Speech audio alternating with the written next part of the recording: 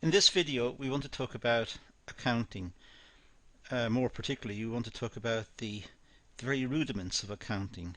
A very short introduction to the whole topic and look at some of the key points that are associated with accounting and for the rationale for accounting within the business.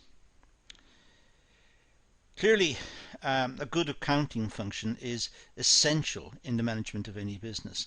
If the business doesn't know what it owns or what it's making from its sales, what revenue it's receiving, or what its costs are, then that business is out of control. That business is not going to exist for a long period of time, if it exists at all, because it's essential that the business understands what its revenues are, what its costs are, what its profitability is. Its long-term survival depends on its profitability.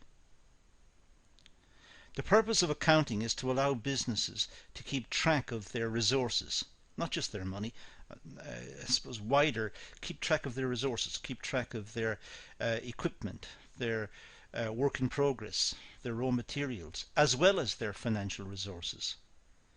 But it's important that they should be able to pay short-term bills. They should be able to pay wages and salaries when required. So accountancy looks at various techniques that enable management to effectively run the business. For example, in the payment of essential short-term requirements such as wages and salaries, it may have a cash flow statement, which is the subject matter of other videos. But the cash flow statement will simply tell the managers what revenue is coming into the business and what bills need to be paid in the next short period of time, and ensuring that the business can pay those bills. So it's very important that a business keeps track of its wider resources and also in particular its money resources, its financial resources, because it will have to pay short-term bills as well. Accounting is all about recording, preparing and interpreting business transactions. That's what accountancy does essentially. It records the financial transactions of the business. It prepares reports for management to enable them to make effective decisions, and it helps to interpret what's going on in the business, the direction in which the business is moving, what's successful, what's costing too much, what is good practice, what is not so good. So it's a totally essential component of managerial control. It's very important for the management to be able to control the business, and it can only do that if it has appropriate information. The information is made available to people who need it, such as managers or the owners of the business. And the managers or the owners then make decisions to improve the performance of the business. They can only make those decisions if they know exactly what's happening. And also they can know they know the trends within the business. Are sales increasing, decreasing? Are they flattening out? Are costs increasing? Are costs increasing more than revenues increasing? So the decision makers need to have all of this information available to them to enable them to plan and make good decisions. Management accounting is used to monitor, plan and control the activities of a business. Now, to this end, we have to distinguish immediately between financial accounting and management accounting. Financial accounting is to do with the preparation of the financial returns of the business. These are important, for example, for the payment of tax. But it's also important that there is an accurate assessment of the size of the business and the performance of the business from a financial perspective. And that happens, generally speaking, once a year, when companies make their returns to the tax authorities, but also get a picture of their business in terms of its size and performance. Management accounting, by contrast, is to deal with the internal workings of the business. The management accountant looks at the costings inside the business. What's costing a lot, what's costing not so much, and what are the trends and the patterns of costs within the business. So management accounting will deal with more, if you like, operational considerations within the business. So management accountancy allows the business to understand how much profit they have made. So the management accountant will work out which parts of the business are most profitable, which parts are not performing very well. Do they have enough cash to pay the employees' wages? As I said earlier, there is one particular technique known as cash flow, which is very important to the management because it shows them exactly what financial resources they've got and what are their obligations within the next week or couple of weeks, to see if they're able to pay their bills. It's also useful to know what dividends can be paid to the shareholders.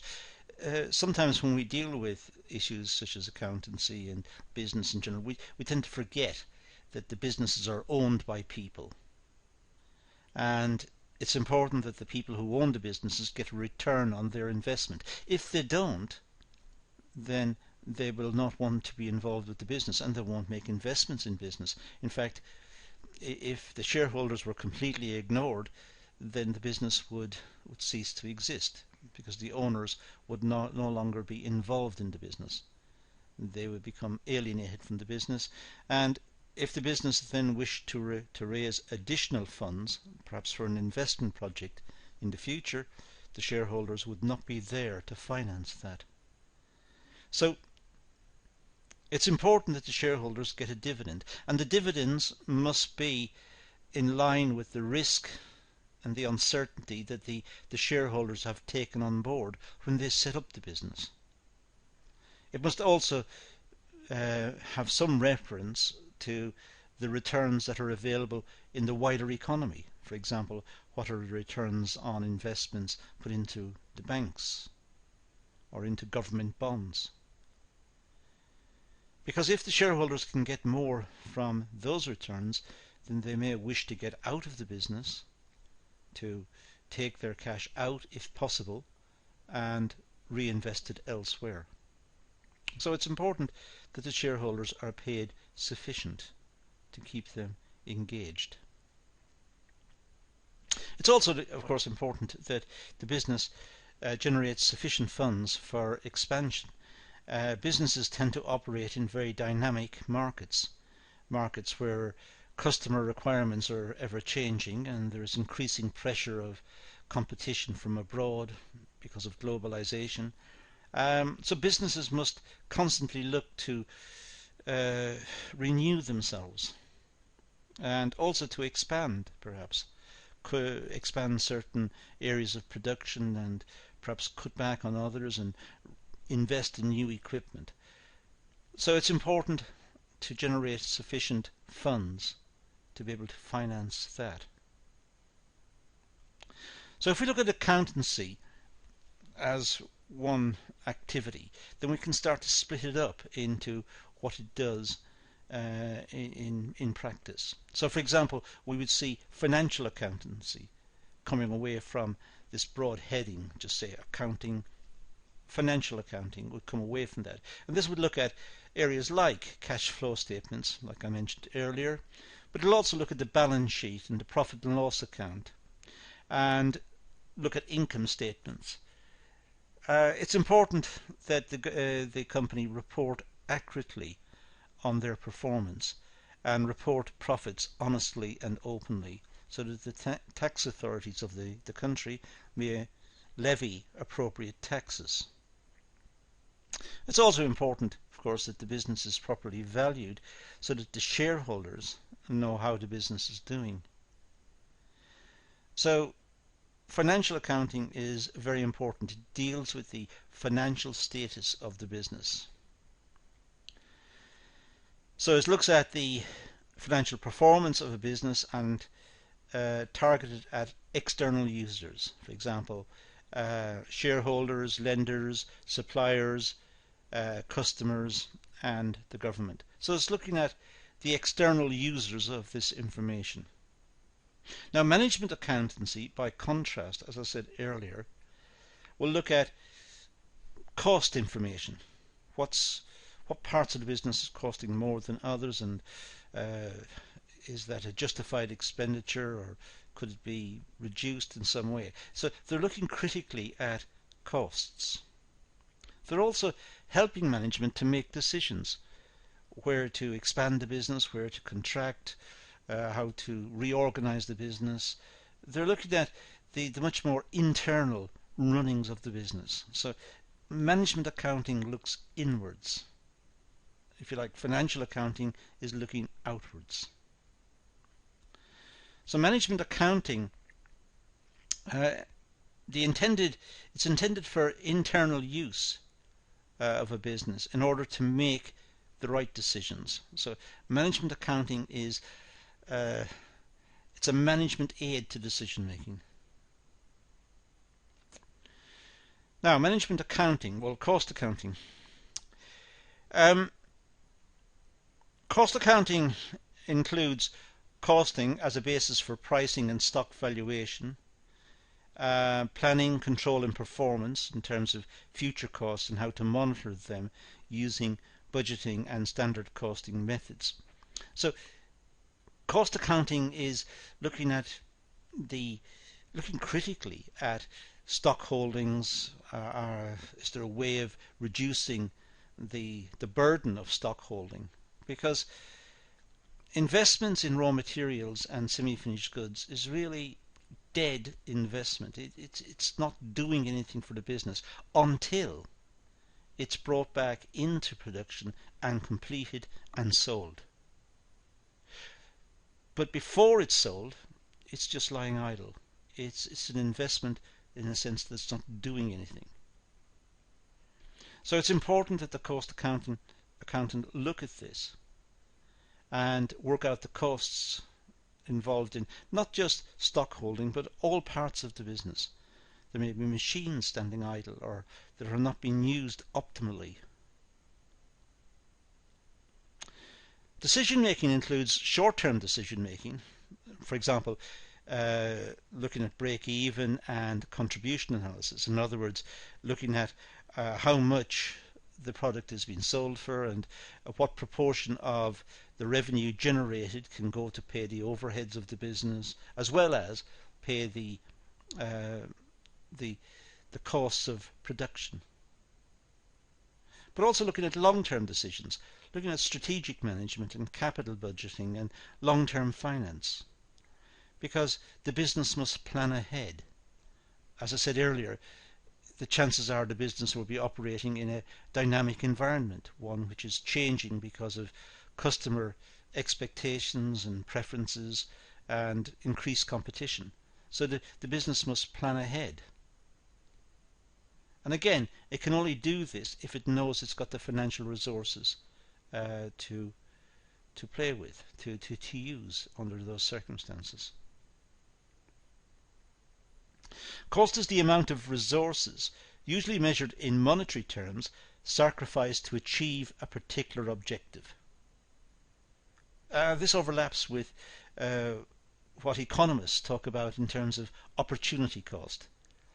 So when the company makes an investment in a certain area, then that resource, if you like, that money is used up and is not available, therefore, for some alternative piece of investment.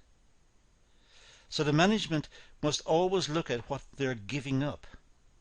When they make an investment in one area, they can't make an investment in a different area. So they must decide which one is best. And to do that, of course, they need accurate information, and that comes from the cost accountant. So the objectives may be, for example, if we can just move it to ourselves for a moment, maybe to buy a car, to buy a house, make a particular product, or perform a certain service. It applies to everyone. When we buy something, we use our resources to acquire that product, but therefore the resources are no longer available for us to buy another product. So the cost of the product we've bought is the one that we didn't get, which is known as opportunity cost. And the same in business. The business may decide to invest more in cars for the sales agents. And if they invest more in cars to get the sales agents to meet the customers, then the company will not have that financial resource available to them to invest in machines or to invest in training programs for the workers, because it's been used up. The aim of a business is to make a product or service is to attract customer attention, such as the public or another business. So the business is constantly trying to produce products that are attractive in the marketplace, that are going to be successful, that are going to sell and generate a revenue. But it must do it efficiently, and to that end it must constantly scrutinize its costs. The more people that buy a product or service, the more profit the business will make, generally speaking. The more the people buy the product, the more contribution the business is getting towards its overheads. And at some stage, the business will break even. There will be a certain critical amount of sales at which point the business breaks even. It has covered all its direct costs, the cost of the raw materials, the cost of the labour who's made the product. It will also have received a contribution because of the markup on the product. It will have received a contribution towards the overheads. In other words, towards the premises, towards the machinery, towards the marketing department, towards the HR department, to all of the overheads of the business. So it will have received a contribution to those, and at that stage it will go into profitability. All the costs of the business will have been covered and the business will be in profit. It's important for any business to control its costs and increase its profits. It goes without saying. It must control its costs and it must increase its profits, because businesses exist in competitive environments. There are other businesses who will only be too happy to take the customers. So businesses must fight for their position in the market. They must have good marketing campaigns, which costs a lot of resource. It costs time, effort, money. So it must be able to finance those, and it must generate the resources to do it. And of course, the more successful it is, the more profits it will generate. Now, the classification of costs. Well, the main cost in a business, or the main costs, I should say, in a business include material costs, including the cost of obtaining the materials, receiving them within the business. The cost of having the materials brought to the business, by the way, is known as carriage inwards. So it's getting the raw materials and paying the carriage inwards, paying for the delivery to the business. But businesses, particularly manufacturing businesses, obviously, will have material costs. Service businesses may have some consumable products, for example, paper, ink, printing machines, perhaps a local area network. Depends on what it uses. But there will be material costs that need to be acquired. Also, labour costs.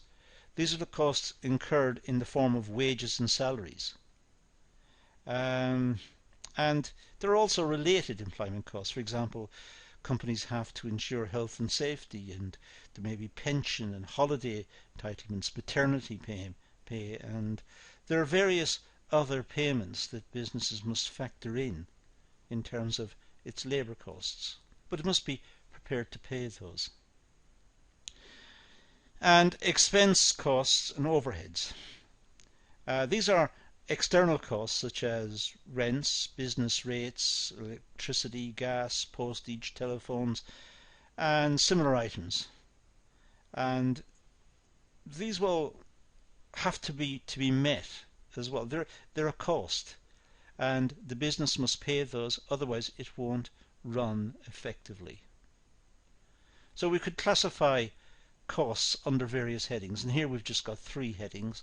If we spent more time thinking about it, we could perhaps generate more headings again, or we could subdivide these into different classifications. So in this session we've talked briefly about costing and budgets and the classification of costs and the importance of financial accounting and management accounting. And that's all we're going to deal with in this session, so let's leave it at that and say thank you for watching.